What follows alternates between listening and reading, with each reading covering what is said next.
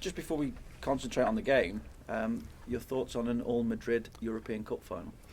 Well, it's quite an achievement, really. The first time that you're going to see two teams from the same city in the Champions League final is remarkable, and you can imagine it's going to be a quite unique atmosphere. So it's going to be a great game. Disappointing from our point of view. I thought an English team to be in the final, it would have been fantastic. But it's good to see teams like Atletico Madrid, that they haven't had too much of a role in the Champions League, being able to achieve the final is an incredible achievement. Have the semi-finals perhaps highlighted different trends in different styles of play?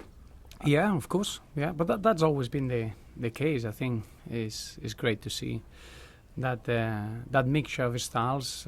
I always said that's why we are so fortunate in our league. We get that week in, week out in the Barclays Premier League. I don't think it happens as often in other leagues. I think is a normal trend of teams playing in a certain way, in their cultural way, and we got that mixture. I think it's been fascinating to see those styles changing, and intents of teams being very clever, trying to get through the first leg and the first 90 minutes and try to go for the second game in a different manner. I think it's been fascinating to see the styles. Does it change your thinking as well, or does it help you evolve your style or how you want Everton to No, I think you shouldn't forget that styles don't win you games. It's been very, very good in that style. I think everyone is allowed to have a bad day, and that doesn't mean that this style fails. I think everyone speaks about Bayern Munich. Bayern Munich had a really poor first half, and that could happen to anyone.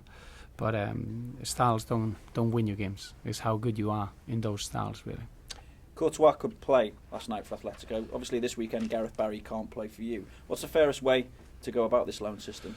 I think it's always been, in my eyes, when you reach an agreement to allow a player to go, that could be a loan period or a permanent transfer, you should be allowed to play. I think is a decision that you make in a window. I don't see a healthy way to treat a loan in not allowing a player to play against a parent club.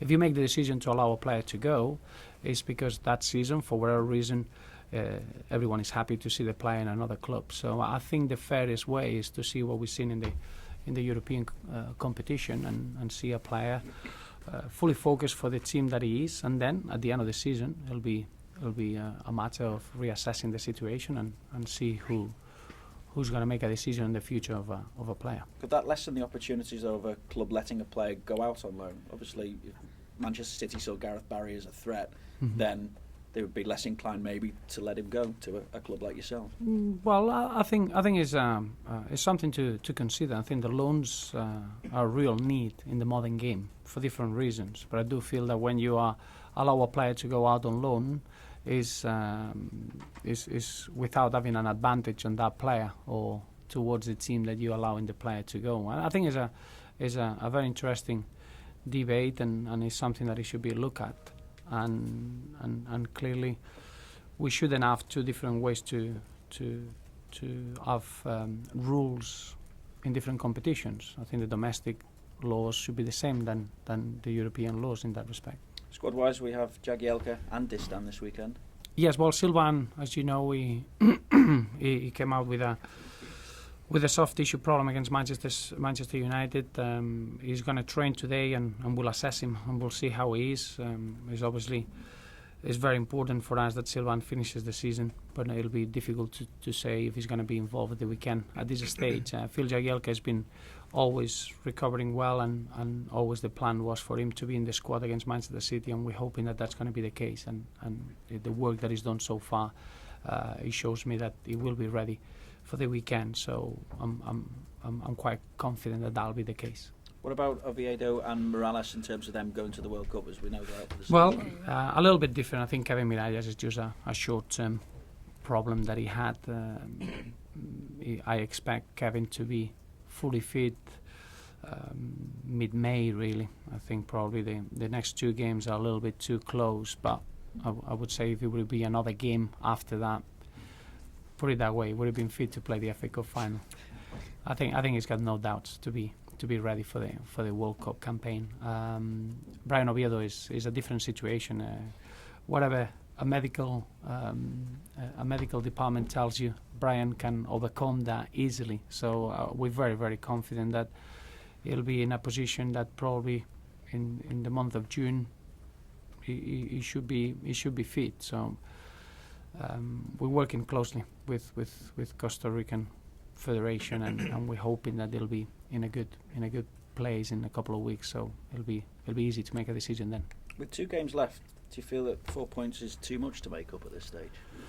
Well, we don't look at it that way. We're looking at to try to get the next 6 points. That's the only things that matters. It narrows things down quite easily. The last home fixture is always a special fixture. So in that respect, it's very easy. We fully focus on hosting a really, really important game, bringing a team that they are fighting for the title. Is going to be a phenomenal test, and we want to finish really, really strong at home. And then after that, you got the final away fixture. So it's quite clear that we want to finish the season with as many points of the ones that we can get. What do you make of the argument, and perhaps those fans who may be unsure about helping Liverpool to win the title?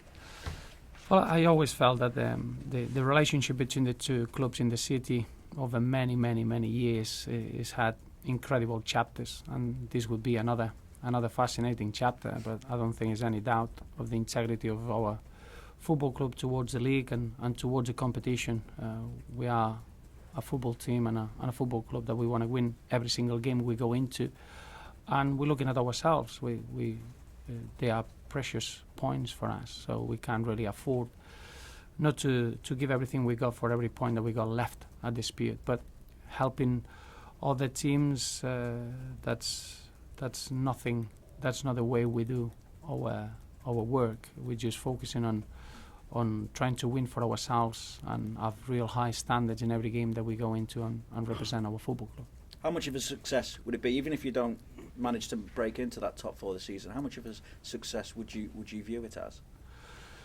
Well, I think the moment to assess the season is at the end, is when you finish the campaign. But you're looking at the game that we're facing at the weekend. Is going to be a real test, and it's one of those glamorous games that you keep in your memory forever. I think we've been outstanding in the last few fixtures at home, and you're looking at very similar teams like Arsenal and Manchester United, and now we need to carry on with that sort of level. So for us, it's really important that we can get a proper send-off of our fans in the final game of the season at home and make it a performance to remember. So it's a very easy game to approach from our point of view. How far then do you get into your planning for next season?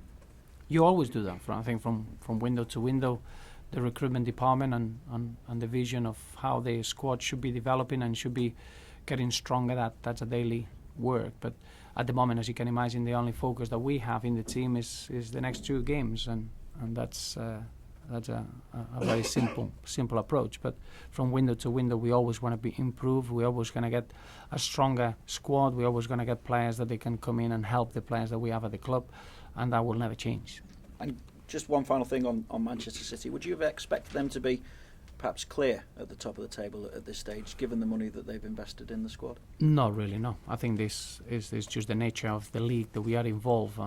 It's fascinating to still have 3 teams with mathematical possibilities to win the title. I think it shows the nature of our competition. Then to have 2 teams fighting for the 4th place and so on, the margins are very, very small.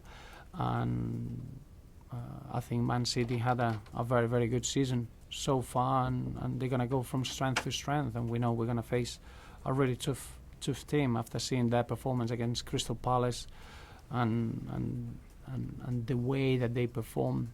This team seems ready to finish the season really strong.